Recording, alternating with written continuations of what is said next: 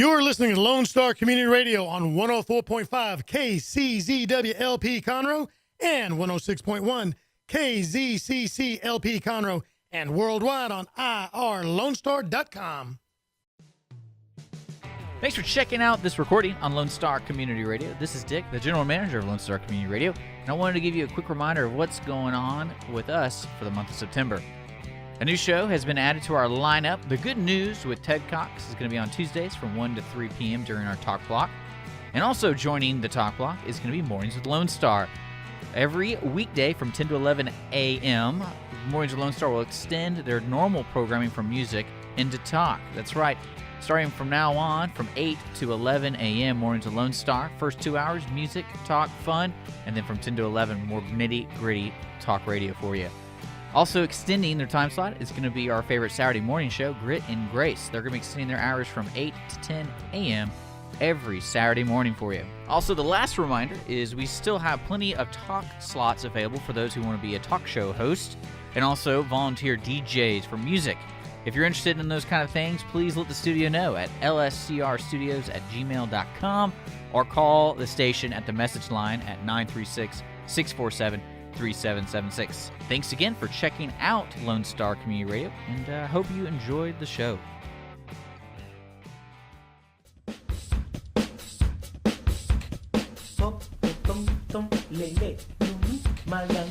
Good afternoon, ladies and gentlemen, and welcome to Jake from Sports Talk. I'm your host, Jake LaFleur, here on Lone Star Community Radio, broadcasting from the heart of downtown, beautiful Conroe, Texas, on 104.5, 106.1, and if you're joining us from around the globe on irlonestar.com, welcome into our little Texas home. Glad to have you with us, guys.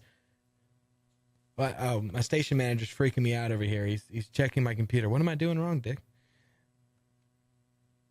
I'm so confused. Anyways, don't forget to follow the show on all the social media sites, including YouTube, Google Play, and iTunes. Just search for the show using Jake from Sports Talk or visit irlonestar.com and follow the links on that website. Like, follow, and subscribe so that way, if you ever miss one of the live shows on Wednesday from 1 to 2, you can catch the replay. And shout out to our other shows here on Lone Star, irlonestar.com, and here at Lone Star Community Radio.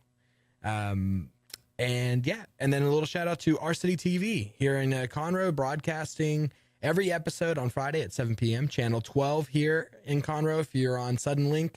But if you're not on Suddenlink, check your local TV providers to find out what channel Our City TV is in your home. Alrighty, let's get started. We've got a great show for you today. Again, it's going to be a heavy football content. We are in the smack dab middle of it, so get used to it. But we had an interesting conclusion of week 2 on Monday Night Football. We will take a look at all the 2-0 teams in the league, and I'll tell you if I think they are a threat or not, if they're for realsies or not. But and then in addition to that as well, we'll look at what we saw from this past weekend from the college football world, as well as what's going to happen in this upcoming week. Do we have a audio weird? Is it coming off of my computer? Oh, it is. Oh boy, I don't know what's playing right now. I must have a virus or something. Anyways, yeah, we'll take a look at the beatdown that LSU took in Mississippi, USC, and Texas, the better game that it was, everybody was expecting, and a bunch of more of the games and everything like that. We now have 3 full weeks in, and we'll see who is going to be my sneaky pick after week 3 to win one of the conferences and ultimately make it in to the Final Four. Plus, we have Moneybags Mike back in for Mike's Like segment here at Jake from Sports Talk. Always glad to have him back in. We're going to have him in during the second segment. Excited for that. Looking to see who he's got for his picks this week. But as we start every week, let's start it off with a week in a wrap.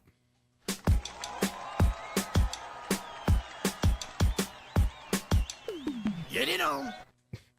That was a new rendition. I've been working on it this afternoon, trying to get it in there. Contact me at jakefromsportstalk@gmail.com or the Facebook page, Jake from Sports Talk. That way, tell me what you think about that. I rather enjoyed it. Should we listen to it one more time, Dick? I think we should go one more time. But I don't know what that music noise is. Never mind. We'll do it later. Anyways, so looking at the weekend of wrap, not huge news, but we had the NHL preseason start this past week, which was it's exciting because it means we're that much closer to the October 5th start date line.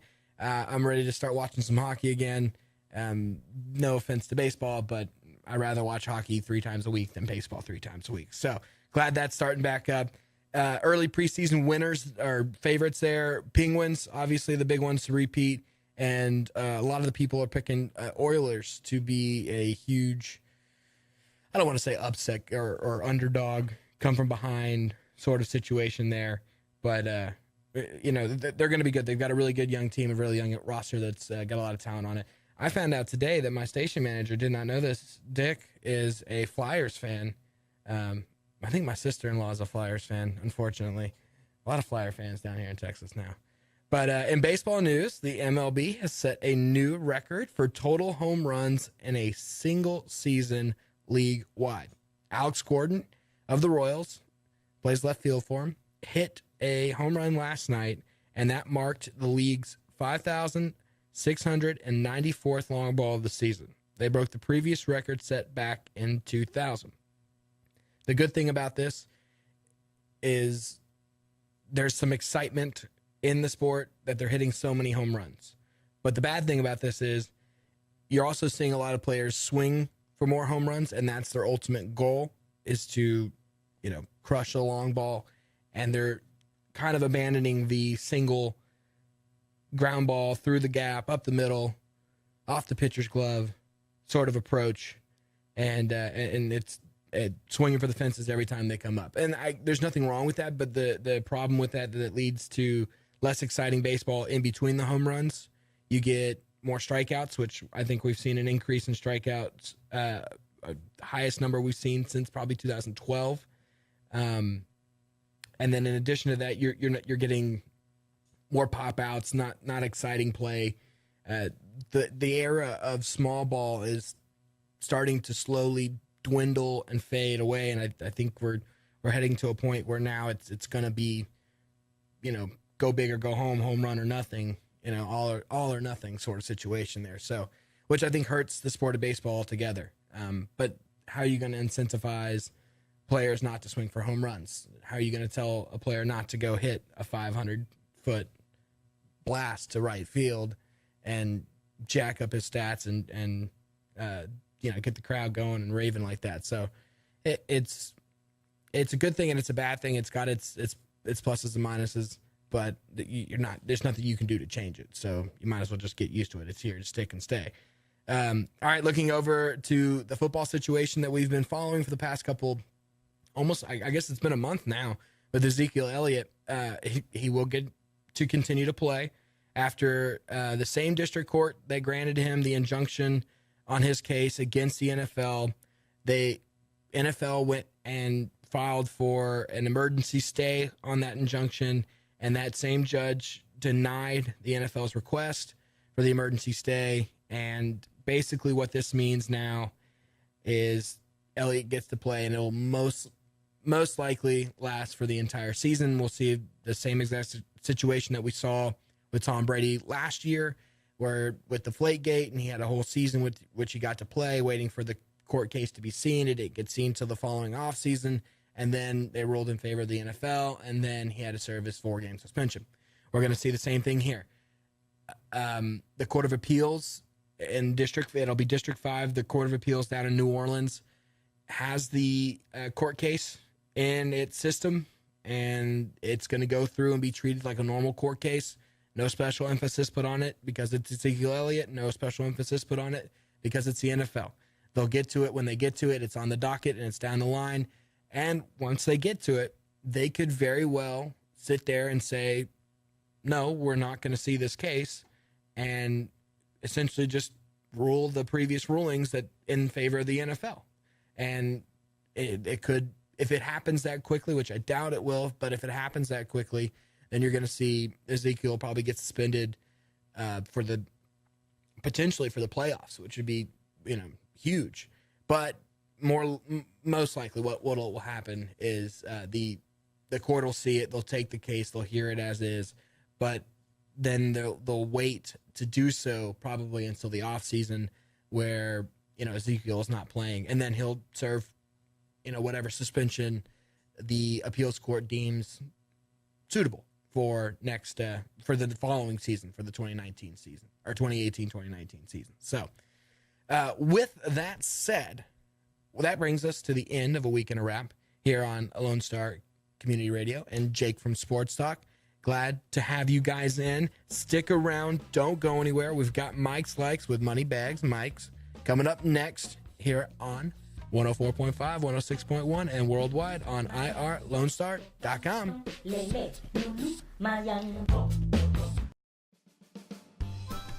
Our talk shows and music shows are looking for sponsors.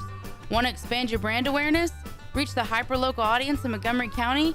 Lone Star Community Radio sponsorships accomplish this. Want to see our stats and rates? Check out irlonestar.com/sponsor for more information. Or call in and leave us a message at 936-647-3776 with your questions. Get seen on TV, YouTube, and heard on our podcast, FM, and internet radio. Support your local radio station with Lone Star Community Radio.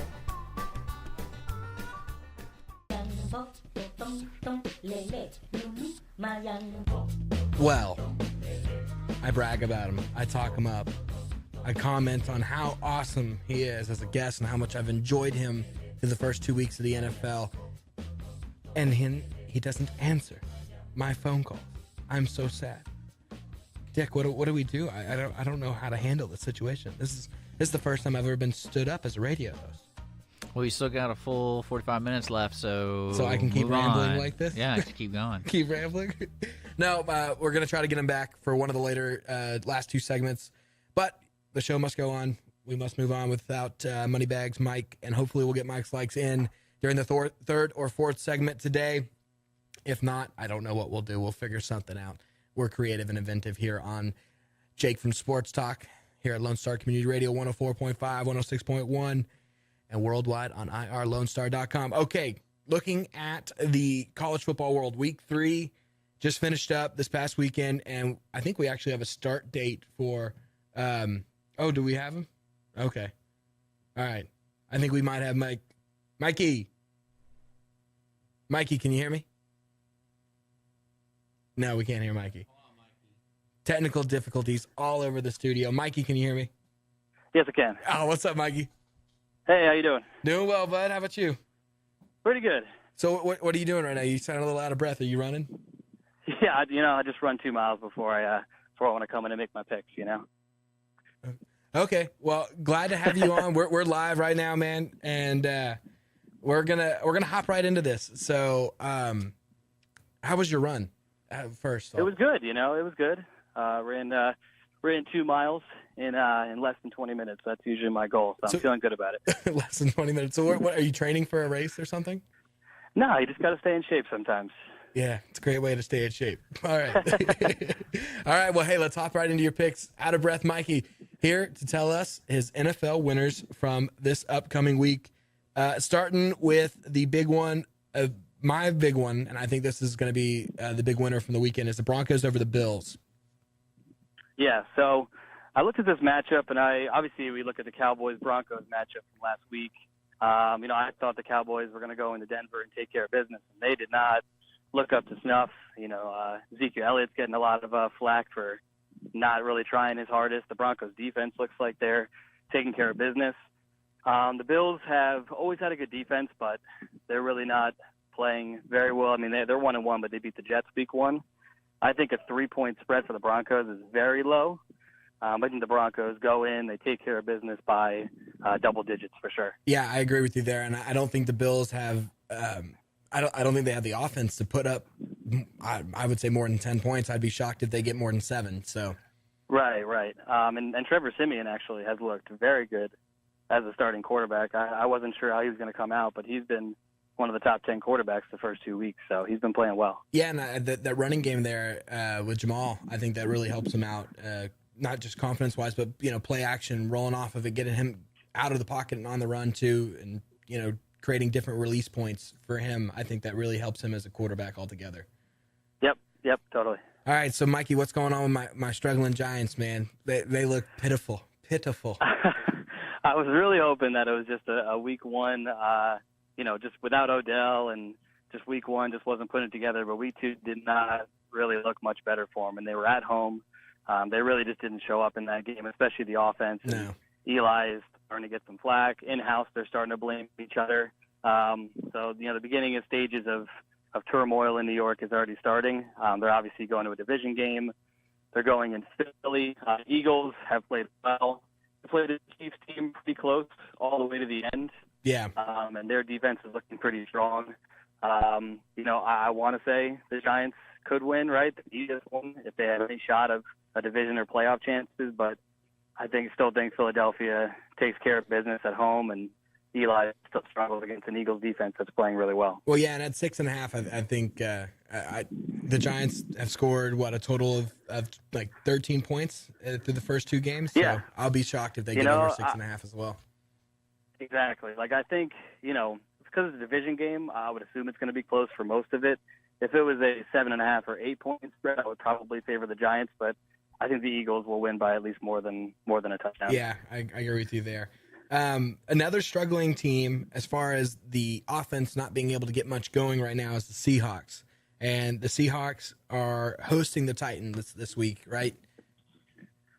Yes. So actually, no. The Seahawks are going to Tennessee. Oh, so they're playing at Tennessee. Okay. They are. So yeah, the Seahawks obviously are 2-0, and if you look from the outside in, it's like, all right, cool, the Seahawks are 2-0, but actually, no, they're 1-1. Sorry, they lost to the Packers week one. Yeah, they lost Packers. They played the 49ers. Yeah, they played the 49ers last week, and that game was way closer than it should have been. Both offenses could not move the ball, and the Seahawks scored their first touchdown last week in the fourth quarter of the entire season. So it makes me nervous, right? The Tennessee Titans looked very good last week. They're starting to put the offense together. The defense is playing well, and if the Seahawks can't score at home against the 49ers, I don't really know who they can score on. So, I think the Titans actually, they're a 2.5 point favorite. I think the Titans might actually even win by 10 or more. I think it's actually going to be not as close of a game. Well, I think that the Titans are getting not the respect that they do, and I really think now that we've seen 2 full weeks of play, and I know it's still early, I want to see a full 4 weeks before I jump to any major conclusions, but I think Tennessee has the best chance to win that division over Jacksonville, just because I don't think Jacksonville's going to be able to put something consistently together every week, and we've seen what the Texans and what the Colts are, so I think Tennessee's got the best chance at this time to, as an early pick to win that division, so I think they're a better team than what they're getting credit for. Yeah, I totally agree, and I would pay money to be in that division. Oh yeah, it's a really struggling division, and the Titans can probably win 8 games and still win that division. But they are definitely a much improved team, and I think they'll still win 9 or 10 games and win the division by 2 or 3 games at least. So the 2-0 Chiefs go to the 0-2 Chargers, but they're only getting 3. Why is that? To be honest, I don't know. I think sometimes because the Chargers are home, they always like to give home teams more points. Being at home is definitely an advantage, and that definitely decreases the spreads. But I've seen nothing from the Chargers yet.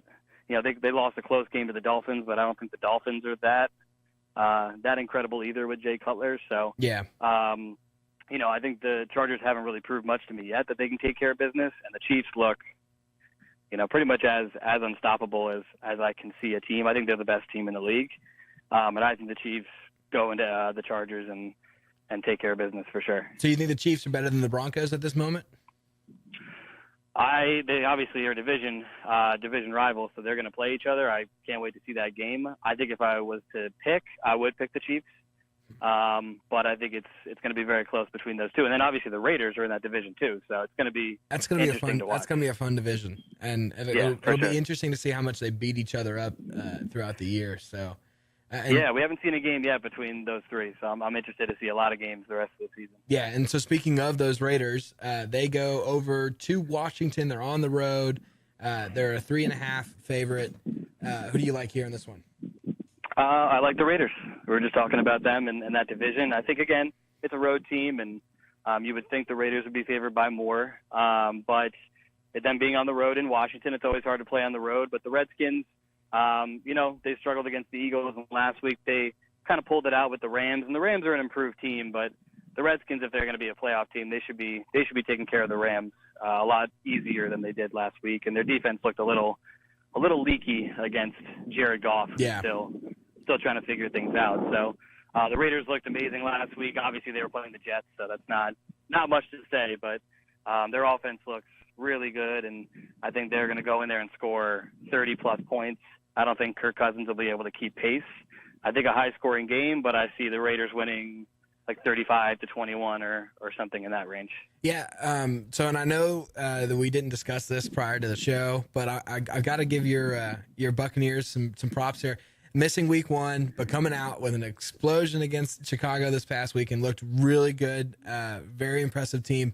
And now they go to Minnesota to play the Vikings at home, and that's a pick'em game. So is there a way you're leaning in that one? I know you've got your heart pick and with the Bucks, but what's your mind saying? So obviously, thank you, and I'm very excited about the way they played. It is obviously a home game against the Chicago Bears, right? So I'm not going to go chanting Super Bowl, right?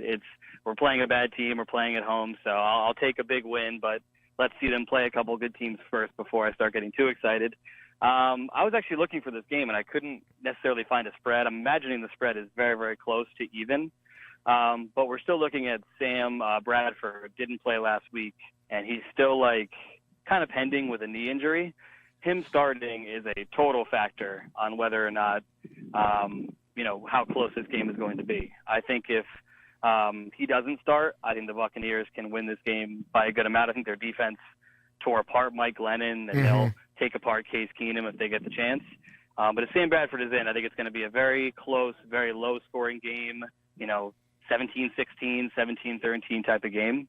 But I like to think that the Bucs can go into Minnesota and win a game, even if Sam Bradford is there.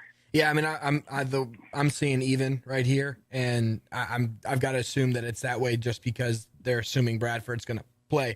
But if Bradford's not 100%, and you get some pressure on him, he's not going to be mobile right now, and I think you can do some damage on him.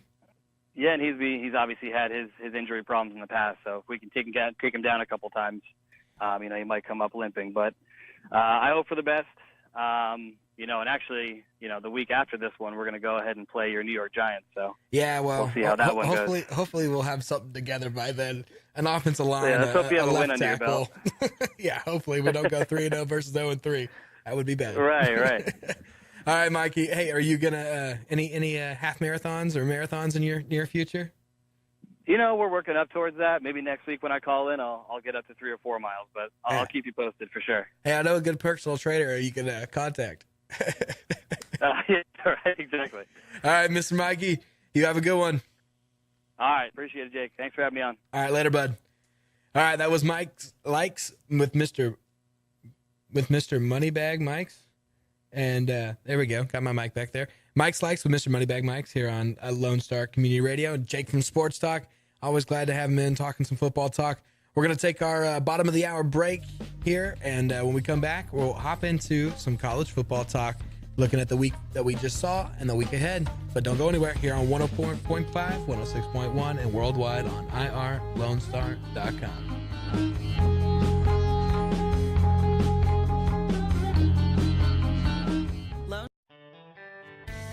Don't forget to download the Lone Star Community Radio app from your Google Play or Apple Store. Bring Montgomery County's community radio with you anywhere with your smartphone or tablet. If you are in the Conroe area, tune in on FM. That's Conroe's FM 104.5, 106.1. If you are on the computer, bookmark irlonestar.com as your internet radio station. A Lone Star Community Radio. Broadcasting 24/7 from the heart of downtown Conroe, Texas. Came in and they're a different section of the song than normal. I like that. That was neat. Welcome back, guys. You are listening to Jake from Sports Talk here on Lone Star Community Radio 104.5, 106.1, and worldwide on irlonestar.com. Hey, if you missed Mike's Likes segments with Mr. Moneybag Mike here on Lone Star Community Radio and Jake from Sports Talk, you can always go back and catch the replay of the show on iTunes or Google Play. download the app for Lone Star Community Radio, search for the podcast, or you can watch it all on YouTube. All you have to do is search at Jake from Sports Talk, or you can look up on Lone Star Community Radio or irlonestar.com and find all the necessary links. That way you can catch up on the replay, hear who Mike likes this upcoming week in the NFL. And if you ever miss a show, you can subscribe to all of those same places and the same outlets, whatever, mass communication places, multi-platform places, all those sort of things. And that way you can subscribe, get a ding every time we place a new post. This show will be up this upcoming evening time. And as soon as it gets posted, you'll get a ding on your phone. You will never have to miss a show ever again. Hear my voice whenever you want. Soothing, sensual sounds of Jake LaFleur here on Jake from Sports Talk. All right, as I promised, we're going to get into some college football. And we're going to start with the weekend that we just experienced. We just witnessed. It was a lot of interesting sort of results. And I'm gonna get my big one off my chest first to start off. And that is LSU went into Stark Vegas is what they call it down there, and got their butts whooped by Mississippi State, 37-7. LSU did not show up to play at all. And through the first 3 weeks, they're in the top 10 of one of the most penalized teams in all of college football. And they look undisciplined. They look young, immature on the defensive side of the ball, not just from a penalty standpoint, discipline-wise, but they're just blown coverages, completely missing things. And, things got out of hand about midway through the third. You could see that team quit. And it was like watching the Tigers of old with, Les Miles still at the helm. And we paid to have Matt Canada come in and do what he's supposed to do on the on the offensive side of the ball. We haven't seen the offense get there. We haven't seen Geis been able to get there. We've got receivers dropping balls left and right. And that's one of the staples of LSU football, is having those receivers and not having the quarterback. But I gotta give the QB play props this year in comparison to what we've seen in the past, and I gotta brag down on the receivers. It was a pitiful performance all around, and but not to take anything away from Mississippi State. Now Mississippi State looked like a good football team, looked like a real strong football team, and they've got a big test coming up this upcoming week, and we'll get into that here in a minute. But they jumped up to number 15 in the country, and that was a big jump for them. LSU dropped from 15 to 25. I think that's an incorrect ranking, and I think they're just there at 25 because they are LSU. I don't think that should be ranked. Not what we've seen through the first 3 weeks. Unexcusable loss for them. Another big game that we saw that was highlighted, that was not highlighted, but was also a big upset. Number 19 at the time, Stanford, hosted San Diego State. They had a blackout in the third quarter. All the lights went out in the stadium. It was a spectacle and a half. They had to delay the game for over an hour. They came back and they finished. San Diego State ended up upsetting them 20-17. It was a fun game to watch. Sloppy play, but it was fun just because it was close. And Stanford, the farm is weak right now, unfortunately. And it was, I like Stanford, and I like their motto and their mindset and what they bring from an integrity standpoint to the football field. And to see them have a down year, it's hard to watch. I really enjoy the Andrew Luck years. I think really started that as far as of recent play. So that's really tough to watch there as well. And the pounding they took last week from USC was tough. So Stanford drops out from 19 out of the top 25, and I think that actually hurts USC in the long play for potential playoff standards down the line.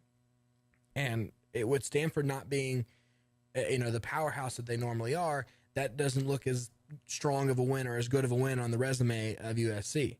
Plus, USC at home in the Coliseum has to go double overtime against UT, against the University of Texas. And I know there's some Longhorn fans here saying, finally, we saw some promise. Finally, we saw the Texas team that we were expecting to see. This Texas team showed up to play on, I think it was the 12-year anniversary, or no, the 11-year anniversary of the Texas USC. Great Cotton Bowl out there in LA. Texas winning late seconds to win the national championship. Awesome game to watch then. And you saw some pride come back in this for the Texas team. And for Coach Herman, this is the first game that he's lost as an underdog in his entire, tenure as a head football coach at the college level. Every time he's an underdog, he has won. And this is the first time that he has not won in one of those games. And it was a close 27-24. It took, like I said, 2 overtimes. That was an awesome game to watch. I think it drives home the fact that USC is not one of those for real teams that has, a chance to make it into the Final Four. I think you're going to see every team in the Pac-12 with at least one loss, including USC. And as far as the Longhorns, yeah, it's a positive outlook. It looks great for the Austin team there. And I just, hey, you got to give the process some time. I know they looked pitiful week 1 against Maryland, but don't be so quick to judge. Let Herman get his process going, get his team, get his players put together in the way he wants them together, and get the right disciplinary system in place. And if you give him the time, if you give him that full 4 years of his contract, I guarantee you'll be, more than satisfied with the end result at the end of the 4 years. Another awesome game we saw was the Tennessee-Florida game. You were just so confident that this thing was going into overtime. It was a real gritty battle, 20-20, 8 seconds left on the clock. Florida's quarterback rolls out of the pocket, just looking to make any sort of magic happen, chunks it down in the end zone, completes a 62-yard pass for a touchdown as time expires on the clock. It was a really fun game to watch, and I like that 2:30 game that CBS does, and they highlight the game of the week, and they do the 2:30 game, and then right after that you got the good night game as well on ESPN or ABC, whoever's going to carry the marquee night game. Tennessee and Florida are not winning the East out of the SEC. That's what I determined here, and I know I've said that the last 2 weeks, but this proves it. Neither of these teams had the offense, I think, to beat Georgia's defense, and neither of these teams had the defense, I think, to stop the running game of Georgia's offense. I think, and Georgia's got that big test upcoming this weekend against Mississippi State, and I really, really think that Mississippi State can take Georgia this weekend if they play as flawlessly as they did this past weekend against LSU. That defense for Mississippi State looked really good, and that offense was dynamic. It was fast. I felt like I was watching a new offense every quarter, and I got to commend them there on the quality of play they put on the field. And I think I don't want to call it an upset, but Georgia is expected to win this game. But I think Georgia could get upset at home against Mississippi State. So that'll be a fun watch.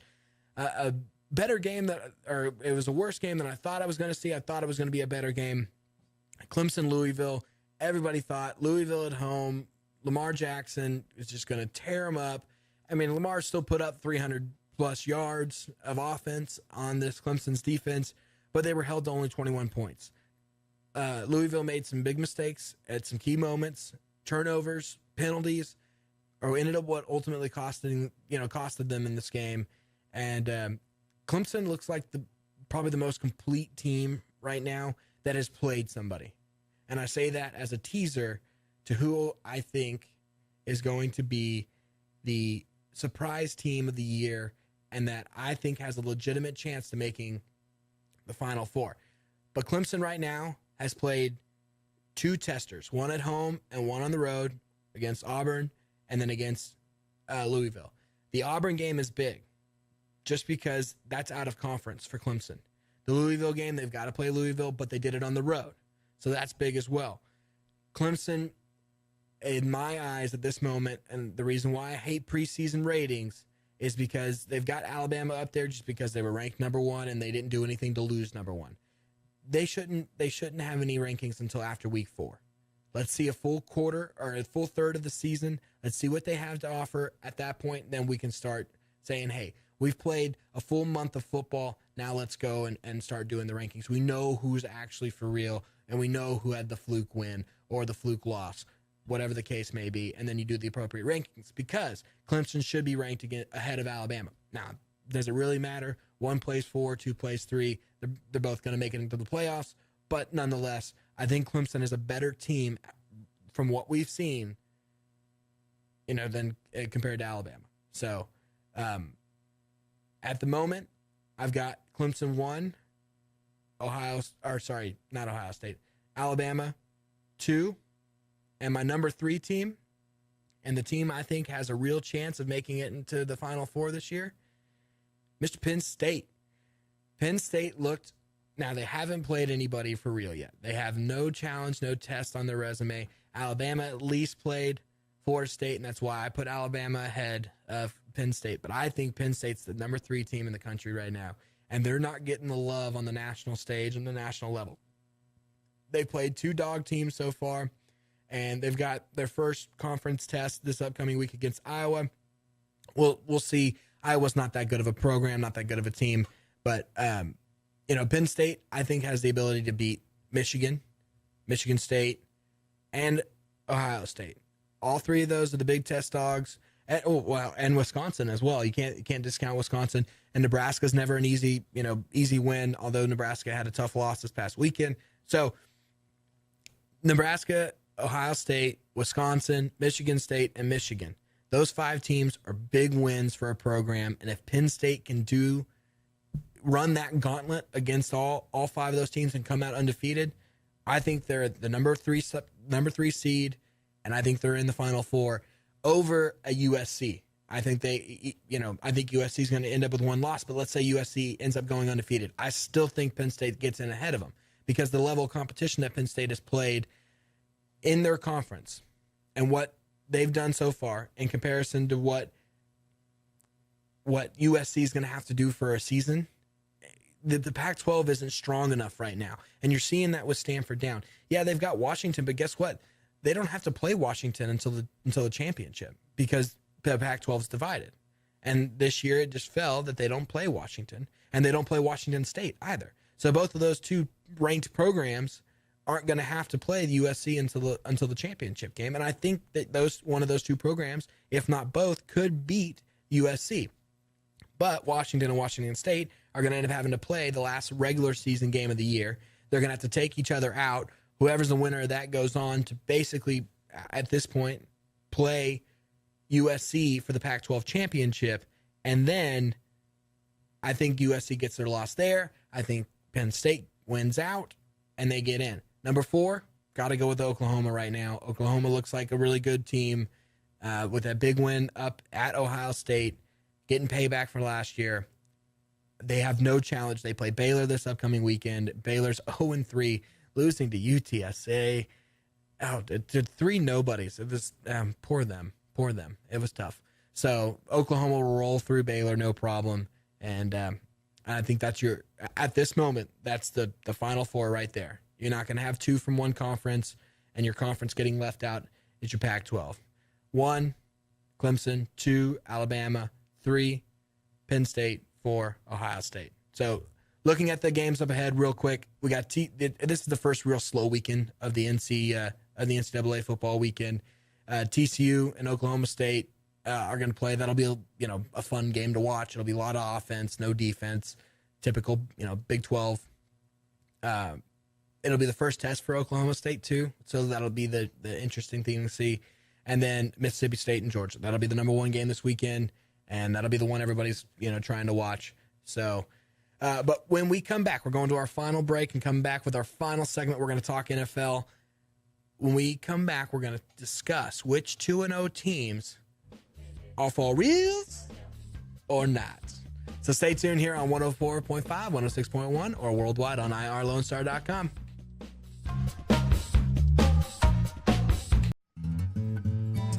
Lone Star Community Radio is looking for those who are interested in hosting their own talk show. With monthly and weekly slots available on Conroe's FM 104.5, 106.1, and on irlonestar.com.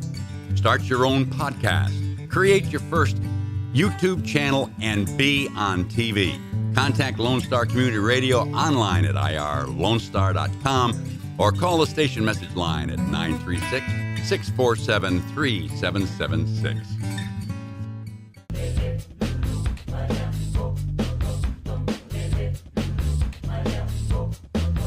Welcome back to Jake from Sports Talk. I'm your host, Jake LaFleur. And, I ended that last saying, which 2-0 teams in the NFL are full reals, yo? And my station manager and my engineer, Dick Chisler, looked at me like I was a loser and a half for saying faux reels. Faux reels, yo. Faux show. All right. Yes, you are listening to the circus of a sports talk show. It's a fun radio. It's silly, goofy, and I don't take myself too seriously. So if you want me to be yelling at somebody about Ezekiel Elliott's effort issues on Sunday and whether or not he truly tried his hardest, I don't care. Look, it was an interception going the opposite way. He was frustrated because he was getting his butt whooped by that defensive line. And to be honest, he hasn't had his butt whooped since he got in the NFL. So cut the guy some slack, man. I mean, I come on. First of all, if you took the pounding that he took that day, you think an interception in the third quarter, you're going to be running down and chasing after? No, absolutely not. You're going to be walking off the field with tears coming out of your eyes because you're a pansy. No, I'm just kidding. But yeah, no, it's not that kind of sports talk show. I don't care enough to discuss the, little nuances of it like that because it's so petty and it's so ridiculous. And you can get that sort of sports talk anywhere. Here, we talk about fun stuff like which 2-0 NFL team is for reals, yo. And we're going to start it off with the Ravens and the Steelers. Coming out of the same conference, Ravens 2-0, Steelers 2-0. Who do I like and who do I think is for reals and not for reals? Well, that defense for the Ravens has played really, really well up to this point. And I believe it is next weekend we see the first matchup between the two teams. Yes, it is next weekend. It is the noon game on CBS, which is terrible because that means we're not going to get to watch it because we'll be blacked out by the Texans, most likely, which I know we're in Texas and we should want to watch that, but it means like I go to a bar so I can watch both at the same time because I want to watch both. But, that matchup between the two of them, usually I would pick normally I pick defense to win those matchups. And so right now with, a whole week and a half to go before we see their matchup, I'm going to pick the Ravens as the for reals out of that conference just because defense trumps offense in my book 9 out of 10 times. So at this moment, until we see them go head to head, I'm picking the Ravens. Now, Panthers 2-0, making a little resurgence. Falcons 2-0. Out of those two teams, which ones are for reals? Easy. Hands down, Falcons. They looked so good this last weekend against Green Bay in a rematch of last year's conference championship game. And the Falcons, I'm telling you, when that offense clicks, they're good. I mean, they're real good. And their head coach is a defensive-minded coach, and their defense is good. I mean, their defense is really good. But when that offense clicks, man, it's like watching an artist just go to town on a blank canvas. It's great. I genuinely love watching that offense operate with all their skill players. So, Panthers, I don't trust them. I don't trust their offense. I don't trust their coordinator and what they do with Cam Newton. I don't trust that Cam Newton's going to be healthy. I think we're going to continue to see him get hurt every year. It's the tendency of a mobile quarterback. And I know he's a larger mobile quarterback, but it's the tendency of a mobile quarterback. And until I can see that, he's been healthy up to this point, but that first injury, it's like a spark and a fire, and it just lights and it burns and then it gets bigger and it gets bigger and it gets bigger and bigger and bigger until his whole leg just explodes off. I hope that doesn't happen, but who knows? So I got the Falcons out of that. Lions are the only ones coming out of the other. There's no other head-to-heads, which, well, there is. There's one. We'll get to it next because I want to talk about that whole division altogether. But the Lions are the other 2-0 team. The way their offenses look so far is much improved from last year, and I really think that it could be okay. My question is when they face a really good offense, because they did not face a good offense Monday night against the Giants. When they face a good offense, are they going to be able to, stop them because look, they struggled that first half against Arizona week 1, and Arizona put up some points, and then they made some adjustments, and I think you saw them get to Carson Palmer a little more, and at his fragile age of, I think he's 39 now, 38, that he couldn't do anything to stop him. And then they went against the Giants offense, which is non-existent. You could put 10 dummies or 11 dummies, offensive blocking bags out there, and they wouldn't. They would do a better job than the actual New York offense. So I'm not going to commit on them. I'm going to say they're not for reals, not for reals. Now we're going to get into our last conference with the last set of 2-0 teams: Broncos, Raiders, and Chiefs, all 2-0. And we talked with Mikey earlier. We discussed 3 of those teams, with the Chiefs and the Chargers playing each other this upcoming weekend, and the Raiders going up to the Washington Redskins. And out of all those teams, it is so hard to pick who is for reals, because the Broncos defense shutting down what has looked like for now a year, for 18 weeks, essentially, an unstoppable Cowboys offense, and you had to beat them on your offensive side of the ball, and you had to beat their defense in order to win. We've seen the Raiders offensively look very efficient, and defensively, even though despite the age they have on the defensive side of the ball, still be able to keep up with a fast-paced offense and a mobile quarterback like Marcus Mariota in week 1. So the Chiefs demolishing, the New England Patriots week 1, winning out a smash mouth game this past week against the Eagles, look like, and Mikey said himself, he thinks, that's the most complete team in the NFL. The defense wins in my book. I've got to go with the Broncos and the Broncos defense, just because to shut down the Cowboys offense like they did. I mean, they made Ezekiel look like a third string back out of Wichita State. I was thoroughly impressed. So out of all those teams, I got to go Broncos number 1. I got to go Chiefs number 2 and Raiders number 3. Now, this is early predictions. We're talking 2-0. Before the season started, I had the Raiders winning the division. I didn't think the Broncos offense was going to be as good as it was and play as well as it has through 2 weeks. And I didn't think that defense was going to be as dominant as it was in the past 2 years. I didn't see the Chiefs playing this well at all. I didn't see this Alex Smith coming out, because we've never seen this Alex Smith. So this is going to be a really close race between all three matchups throughout the entire season. I think you could very well see all of them go 1-1 in the head-to-head matchups. And ultimately, if they do that and the Chargers get a few bounces their way, they could be right in the mix too. That's going to be a very fun division to watch this year as the season goes on. Briefly mentioned the Patriots there. Texans fans, I know you got to win. You got to win. I'm so proud of you. Yay, you got to win last Thursday. I can't talk. I'm a Giants fan. We're 0-2, and we look worse than y'all, which is not saying much, but it's saying something at least. Yeah, it was a win, and that's about as much as you can say.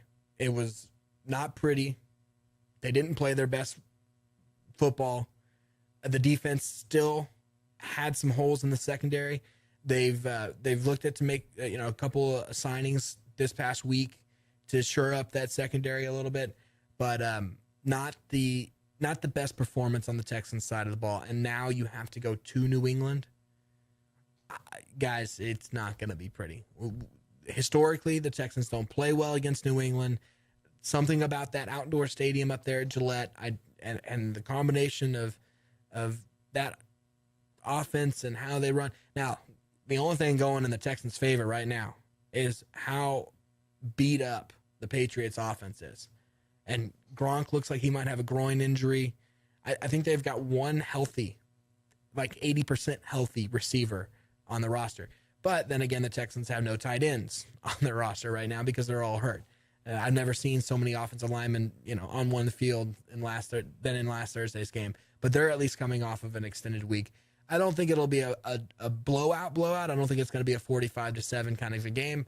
But I think you're going to see a 24-14 or 21-13 sort of game, and I think New England's gonna take the victory on that one. So, all right, guys, that's gonna do it. We're about to hit the 55 marker. My station manager Dick is kicking me out of the studio right now. So, tune in again next week.